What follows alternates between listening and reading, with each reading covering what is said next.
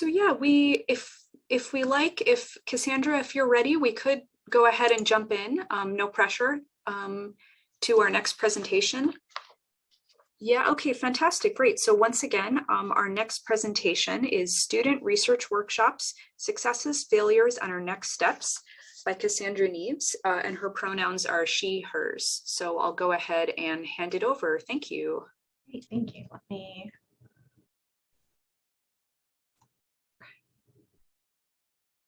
That look okay? Perfect. Fantastic. So like she said, my name is Cassandra Nieves. I am based in Northeast PA at Northampton Community College. And I'm just going to talk a little bit about our student research workshops, some successes, failures, and our next steps. Just a little bit of background information. NCC does have 3 branches. We have Bethlehem, Monroe, and Fowler, with librarians based at both Bethlehem and Monroe. Prior to COVID-19, most of our classes were offered in person, but that online campus really grew in popularity in the semesters that followed, even when on-ground classes returned. And also prior to COVID-19, we were facing a decline in the number of information literacy classes that were requested by professors. So those were those one-shot instructions. We also saw that, when COVID-19 hit, instructors weren't sure how to fit us into their new virtual classrooms. So those numbers declined even more dramatically. But we did see an opening to reach out more to faculty, to students, to increase our connections with them when our college switched from a 15-week semester to a 14-week semester. So what we did, we saw our opening and we wanted to take it. So we talked to each other, how can we fill this gap? Is there anything we're already doing that can, help moving forward? We came up with a few ideas.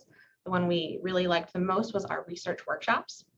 But we wanted to make sure that faculty would be on board with research workshops because we had offered them in the past, but not, as frequently. And sometimes they wouldn't be lesson driven. They would just be like a drop in, get help with whatever you're working on. So we reached out to our faculty.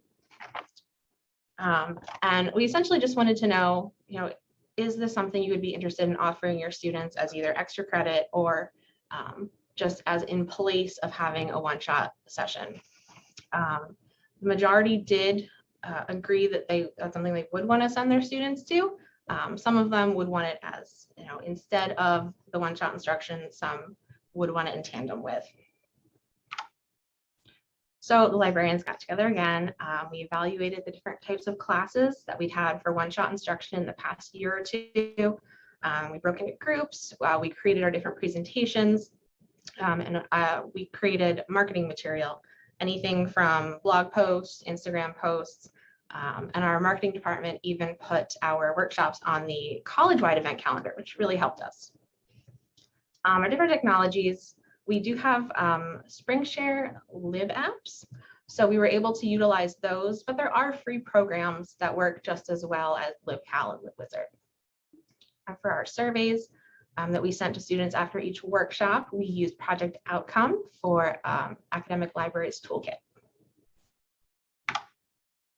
This is just a brief timeline, kind of covered everything from the spring, summer 2021. Fall 21, we went in, we did the workshops for the first time. At the end of the semester, we evaluated everything, got information from our students, from our faculty to see what was working and what wasn't. And then in spring 22, we reevaluated again so that we can change our sessions moving forward again. And in May, we even connected with our Senior Director of Institutional Effectiveness to go over student surveys and how we can track their progress. This is a list of the different workshops that we hosted. First, in fall of 21, there were 37 different sessions. And then in spring of 22, we had 39 different sessions. However, for the spring, we did stop hosting keyword brainstorming party, but we added finding the best resources for your speeches and then searching library databases and collections. We did this based off of feedback from students, from faculty, and from questions we were getting from students during the workshops that we had already hosted.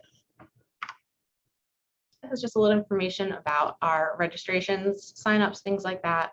In the spring of 22, we saw a steep decline in the amount of actual attendance versus confirmed registrations.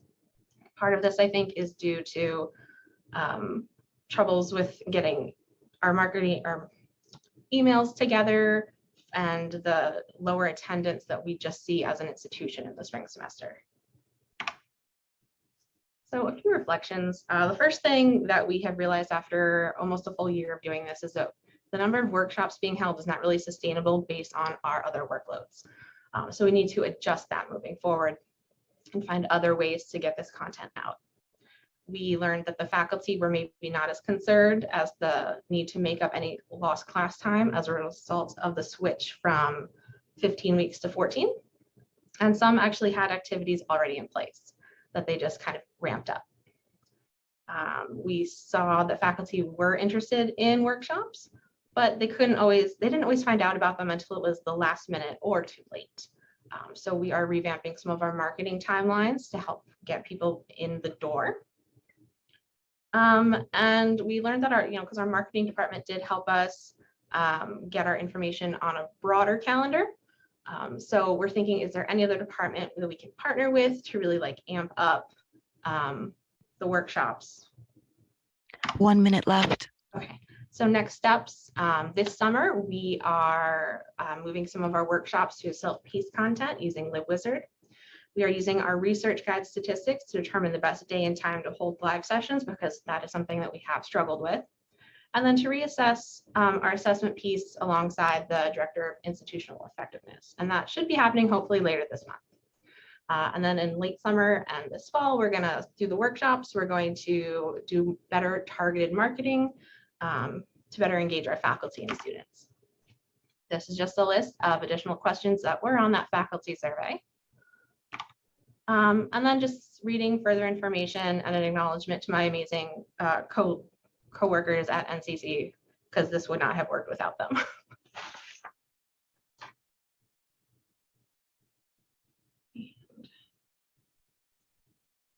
Stop sharing.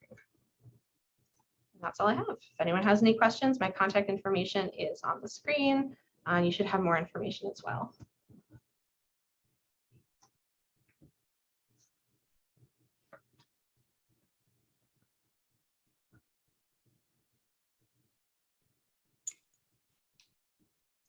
Okay.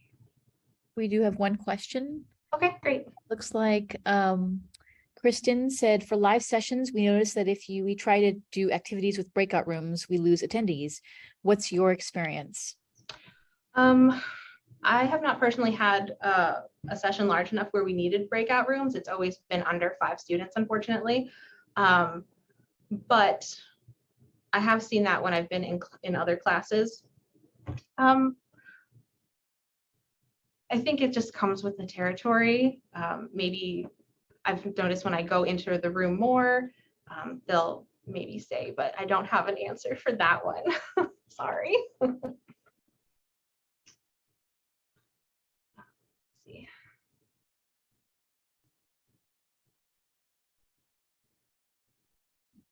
That's perfectly fine. No worries.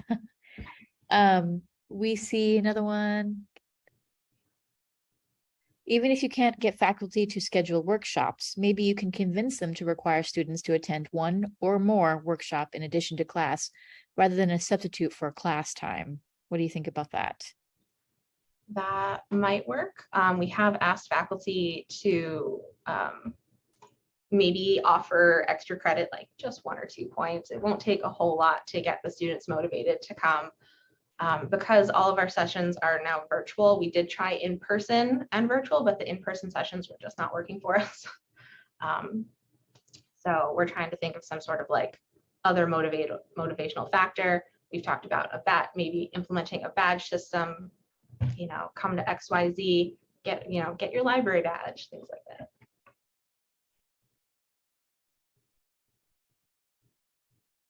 I see. Okay, thank you for that. And then another person asked if you could put in the DOI for that book that you talked about? Yeah. That would be great. Thank you. And then Linda asked, did anyone offer extra credit for attending sessions? Which I'm kind of curious about too, because I don't think we do one shots here, but I don't think it's extra credit. It's mandatory.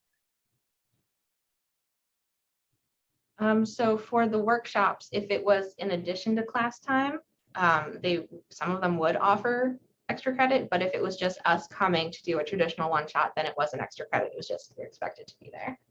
I see. Yes. And then Lauren asked, apologies if she missed it, but did you say there were any incentives for attending the workshop?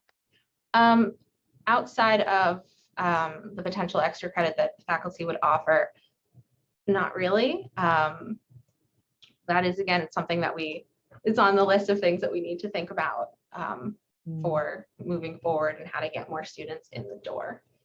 Oh, understandable. And then, so how many workshops do you plan to continue scheduling, offering this next year? That's what Janice asked. Okay. So this summer, we actually have 22 scheduled. We've done, I think it was 22. No, 16, I'm sorry, 16 for this summer. 8 of those have happened already, 8 more to come. We have not decided on a number for the fall yet. That is probably something that will take place later this month. So all the back end work can get done and entered and marketing can start in August, because a lot of our faculty aren't checking email right now because they're off. Yeah, it's summer. And then Lisa asked, 10-minute mark. If you wanted to briefly just say something, could you explain a bit more about how you use research guide stats to determine future workshop times?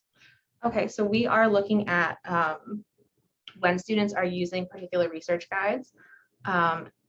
So if there's a guide that goes along with a workshop, we'll see, oh, when is the guide being used the most? So we can get a better gauge for like the week, probably not time of day, but like about the week, because we had been ending our workshops in early November.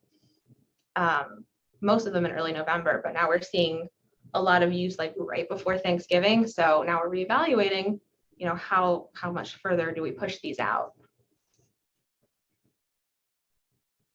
Oh, and Diane did mention we do offer participation certificates for workshops. And some of the students really just like having that, especially the older students. I don't know the percentage of students who are working full-time while in school. Because we are a community college, I would say that number is going to be pretty high, but I don't know it off the top of my head.